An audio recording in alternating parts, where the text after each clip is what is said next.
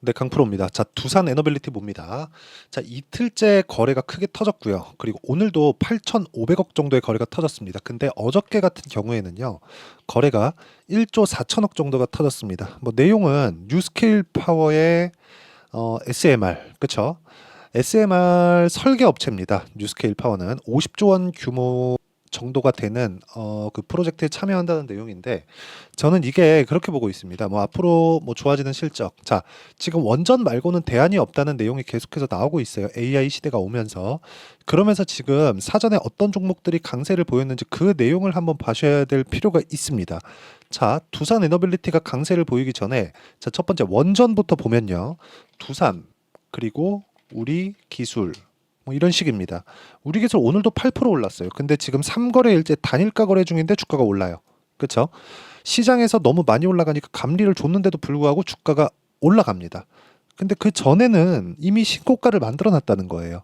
저는 여기서 답이 있다고 제가 누차 이야기를 드립니다. 그리고 지금 보시면 AI 시대가 오면서 기존의 친환경 프로젝트를 계속 진행해 오고 있었는데 AI 시대가 오면서 전기 부족 사태가 왔고 전기에 대한 사용량이 계속해서 늘어날 수 있는 그런 환경이 지속되다 보니까 지금 문제가 있죠. 그렇죠. 무탄소 에너지가 필요해졌습니다. 근데 이런 부분이 사실상 제한적일 수밖에 없는 게 전기 사용량이 늘어나요. 그런데 탄소가 없는 에너지를 찾다 보니까 뭐 태양광이나 이런 거예요.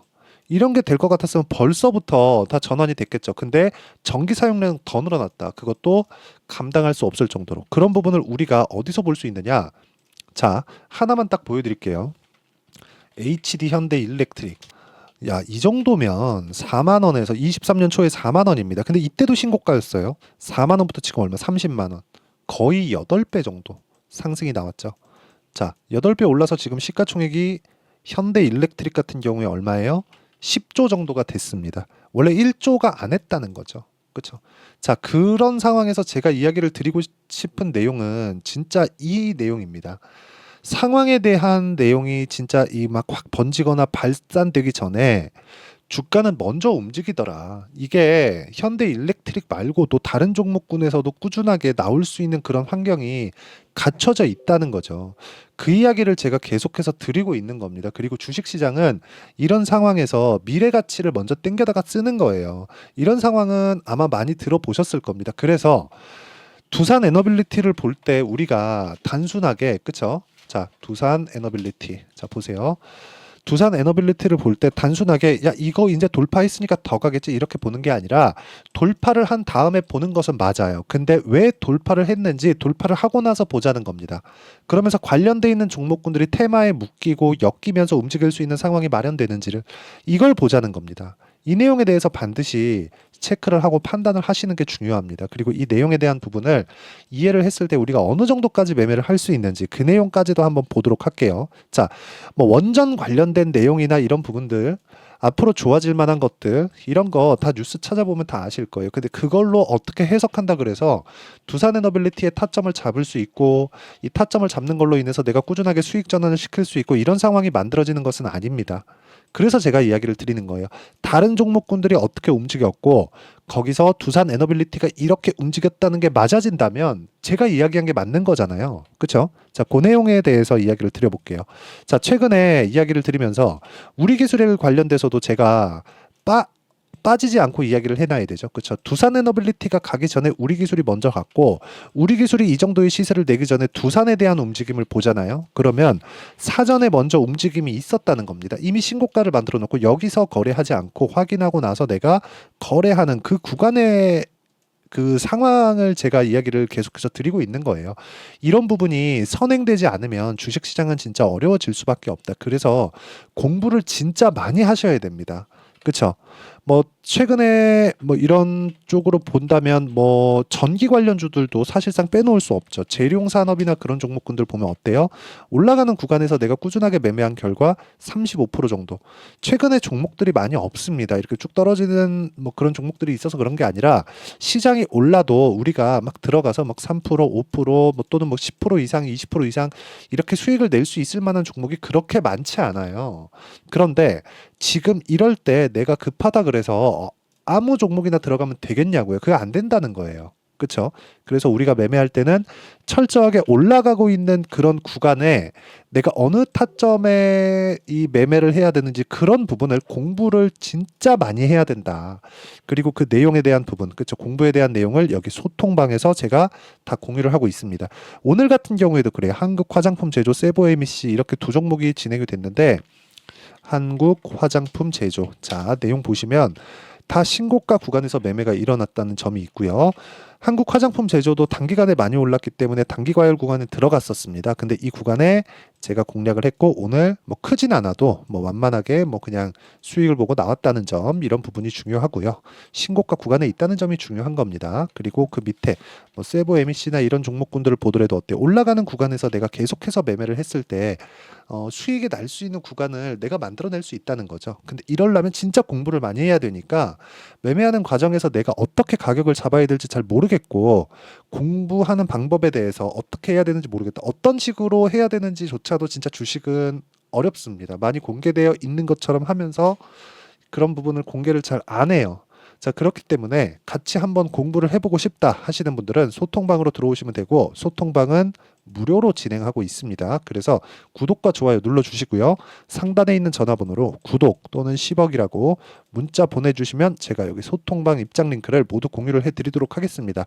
소통방에 들어오시면 실시간 타점을 포함해서 지금 시장에 강한 종목군들이 어떤 종목군들이 있는지 그런 부분을 같이 체크를 하면서 공부를 해 갈 수 있다는 점 이 부분 반드시 기억을 하시면 좋겠습니다. 자, 그러면 제가 어떤 종목군들을 공략하는지 다 보여드렸죠. 이 내용을 가지고 두산 에너빌리티 딱 보면 지금 뭘 봐야 됩니까?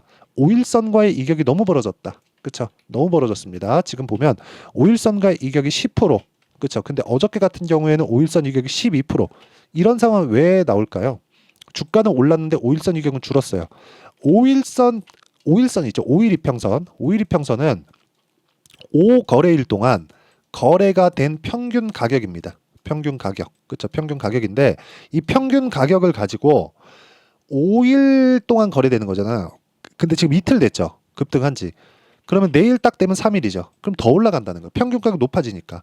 밑에 있는 주가 빠지잖아요. 그렇죠? 이 빠져버리면 평균 가격 높아지니까 5일선과의 이격은 점점 더 좁혀질 수밖에 없다는 거죠. 이 좁히는 과정에 조정이 나옵니다. 이 좁히는 과정에. 그러면 22평과의 이격도가 막 20%, 30%, 많으면 40%까지 벌어져 있는 종목군들이 있어요. 예를 들어서 우리 기술 보세요. 우리 기술 보면 몇 프로? 30% 지금 벌어져 있죠. 그래서 우리 기술 저 내일 매도할 겁니다. 내일 딱 단일가 딱 풀리거든요. 그러면 확 붙어 들어올 때 내일 매도 딱 하고 20일 이평선과의 이격도가 좁혀지는 거 보고 다시 매수 관점. 그러면 이쪽에서 매도가 나오면 그게 일반적인 일시적인 조정일 가능성이 굉장히 높죠. 왜? 지금 원전에 대한 수요 자체가 막 갑자기 막 확 터지는 것도 아니고 예견되어 있던 부분이 있었고 이게 갑자기 없어지나요? 그런 게 아니란 말이죠. 그리고 원전은 친환경입니다. 후처리에 대한 문제가 있었지만 그 후처리에 대한 문제도 SMR, 지금 상승하고 있는 우리 기술, 그리고 두산, 그리고 두산 에너빌리티는 SMR 때문에 올라가고 있다고 보시면 되는 겁니다. 근데 이건 재료라는 거죠. 주가가 먼저 올라갔다. 그래서 우리는 가격을 잡아야 된다. 그리고 그 가격에 대한 부분을 여기 제가 다 같이 공부를 해 가는 겁니다. 저도 매매하면서 손절하는 부분들이 있죠. 왜 없겠습니까? 그런데 그 손절을 하면서도 내가 꾸준하게 수익을 만들기 위한 공부를 게을리하면 안 된다. 그래서 소통방에서 같이 공부를 해 나가자. 뭐 그렇게 보시면 되고 소통방은 다 무료로 진행하고 있으니까 구독과 좋아요 눌러주시고요. 상단에 있는 전화번호로 구독 또는 10억이라고 문자 보내주시면 제가 여기 소통방 입장 링크를 순차적으로 공유를 해드리도록 하겠습니다. 자, 그러면 이렇게 제가 타점을 그쵸? 다 장 시작 전에 올려봐도 계속 있어요. 그쵸? 장 시작 전에 공유를 해드릴 수 있는 그 원리가 있겠죠. 그 원리에 대한 부분은 여기 두산 에너빌리티의 가격과 단기 보유 전략. 단기는 2주입니다. 아까 전에 제가 매매를 한 구조에 대해서 이야기를 드렸는데 그 구조에 보면 장기 보유한 종목들이 없죠. 매매하다 보면 조금씩 길어질 수 있는 거 아닌가요? 맞아요. 맞긴 맞는데 수익 구간이 길어져야 된다. 그런 상황을 어떻게 만들어요? 가격을 봤을 때. 가격을 맞춰서 매매를 했을 때 그런 부분이 중요하다고 이야기를 드리는 거고, 그리고 최근에 두산 에너빌리티를 포함해서 원전 관련된 내용이 굉장히 변동폭이 커지고 있기 때문에 변동폭이 커지는 것에 맞게 뭘 해야 돼요? 실시간 타점. 그렇죠. 실시간 타점을 제가 함께 공유를 해드리도록 할 테니까 상단에 있는 전화번호로 두산 또는 두산 에너빌리티라고 문자 보내주시는 분들에 한해서만 제가 단기 보유 전략 그리고 실시간 타점을 문자로 공유를 해드리도록 하겠습니다. 자, 내용 정리하면 그렇습니다. 두산 에너빌리티가 강세를 보이기 전에 두산하고 우리 기술은 원래부터 강했다. 그럼 두산 에너빌리티로 연결될 수 있다고 우리가 예측 가능하다는 거죠. 근데 두산하고 우리 기술이 강한 뒤에 보니까 자꾸 무언가 재료가 붙어서 나와요. 그 재료를 뒤에 보자는 겁니다. 그 뒤에 봤을 때 우리가 어떤 식으로 판단을 하고 가격을 봐야 되는 건지 그리고 신고가를 어떻게 구분 지어야 되는 건지를 제가 다 이해를 시켜 드리도록 할 테니까 영상 끝까지 시청하시고요. 모든 분들이 성공 투자하셨으면 참 좋겠습니다.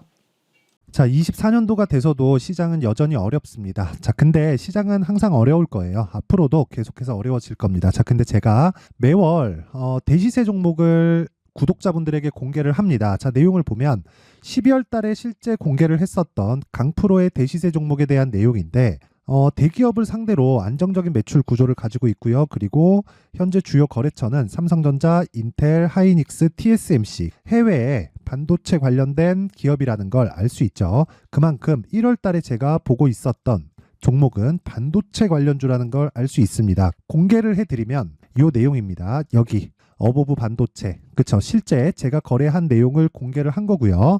수익에 대한 크기를 보면 공략한 시점, 제가 가격대를 함께 공개를 해드렸는데 공략한 시점부터 21%의 수익 마감이 된 것을 확인해 볼 수가 있습니다. 자, 근데 지금도 마찬가지입니다. 지금은 어떤 이슈가 있을까요? 2월 달에 발표한다는 기업 밸류업 프로그램이 있죠. 근데 그걸로 인해서 지금 2월 달에 발표한다고 이야기가 나온 상황이고요. 무엇보다 우리가 생각해야 될 내용은 한 가지입니다.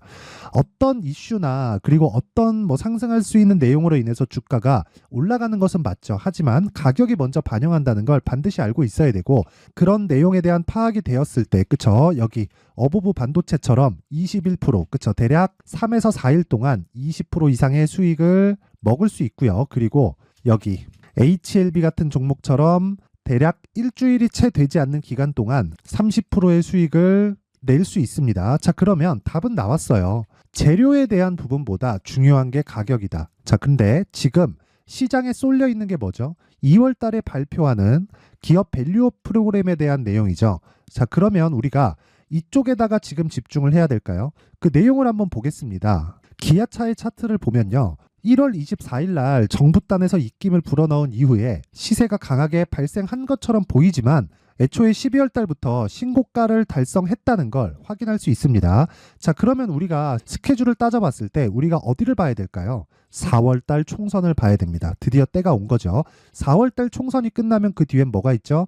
대선 전국으로 들어갑니다. 그러면 우리는 4월 달 총선부터 시작해서 대선까지 이어질 수 있는 종목을 찾는 게 정말 중요합니다. 그게 정부 정책의 방향과 그리고 스케줄에 맞춰서 가는 거예요. 정치적인 상황에 따라서 주가가 움직이는 걸 우리는 수도 없이 많이 봐왔기 때문에 스케줄에 맞춰서 가는 게 지금으로서는 답이 될 수 있습니다. 그리고 무엇보다 어느 정도의 시세를 내는지 그 첫 번째 단계인 상황을 그쵸 제가 12월 달 밝혀드렸었던 대시세 종목으로 이미 공개를 해드렸기 때문에 그쵸 어떻게 제가 매매를 했는지까지 다 보여드렸습니다.